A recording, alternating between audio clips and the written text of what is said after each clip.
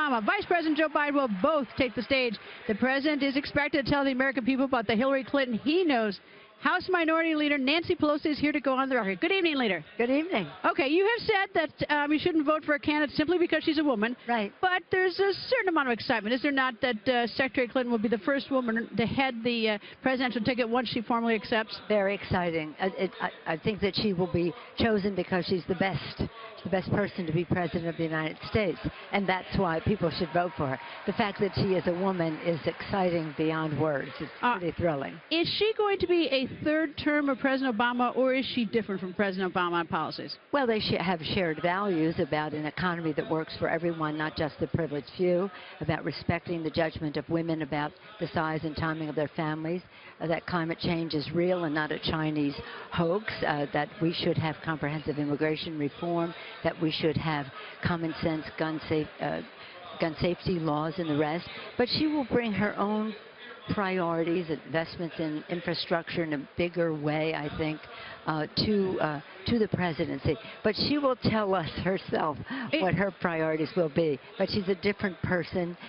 She is a person who has a lifetime dedication to public service. How does she sort of get that, Chris? One of the hurdles that she does have is the polls show that her trustworthiness is not in a good number, that a lot of people don't trust her. How does she gain the trust of the American people?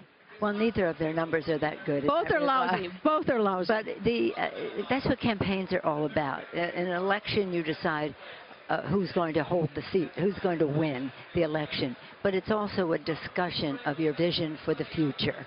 And her vision for the future, I think, will be a much more positive, bright one for America than her opponents. And in the course of engaging with the public, showing what her presidency means in their lives. Again, being a woman president doesn't mean anything except what it means in the lives of the American people. All right, the DNC took a beating this week with the revelation of those emails. It certainly looked that Senator Bernie Sanders had a legitimate beef that the DNC had not been impartial and fair throughout the election. What do you say to Senator Bernie Sanders supporters? Because a lot of them here are fine inside the arena. Yeah. Outside, they're mad. Well, I think that they're not a monolith, and I think that Senator Sanders' presentation, was that last night? It seems like a long time ago. Monday, whenever it was. Did a great deal to bring people together. It's hard to bring your people over just like that. And I think it will take some time. But overwhelmingly, I believe his supporters understand that why they have differences between Bernie and... Well, don't you sort of understand, at least Vice President Biden does, the anger of the Bernie Sanders supporters? Because those emails it looked like the fix was in some... Well, I honestly have not seen the emails. I don't think they would have made the difference in the election. I don't think the DNC or the RNC or any NC should have any role in the primary. And so I sympathize with the concerns that they have. Congresswoman Wasserman Schultz has stepped down.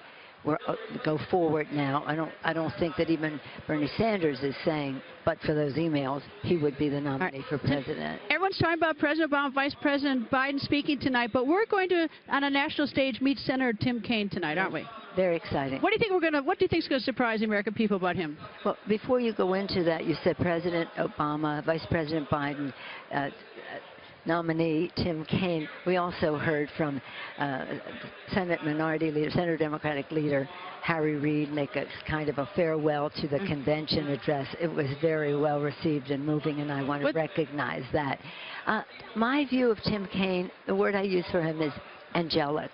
He is a beautiful, lovely person, values-based in his public service, courageous in going forth with what he believes in, and a life of commitment to helping people. I don't envy any of them tonight having to speak, because there's a lot of competition up there in terms of, a lot of attention on all of them.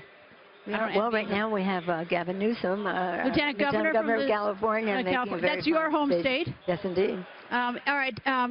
Last night, President Bill Clinton spoke. Your thoughts? Beautiful. It was beautiful. Typical, he has his own rate of time of unfolding the story, but at the end of the day, a very powerful speech in support of Hillary Clinton. All right, 30 seconds left. What do you want to hear most from Secretary Clinton on Thursday? What's the one key thing she has to zero in on? Well, the difference between Democrats and Republicans is a trickle-down economics that benefits the very few, or an economy that works for everyone. I think that is really the message that has to be delivered. How she chooses to do that, by storytelling, by her own priorities, it remains to be seen. But she's the nominee for President of the United States, the first woman ever. She will have her own original presentation to make, and I'm sure it will be magnificent. Well, Leader Pelosi, thank you very much for joining us. Don't be a stranger to Fox News. I won't be a stranger. Invite me. I won't.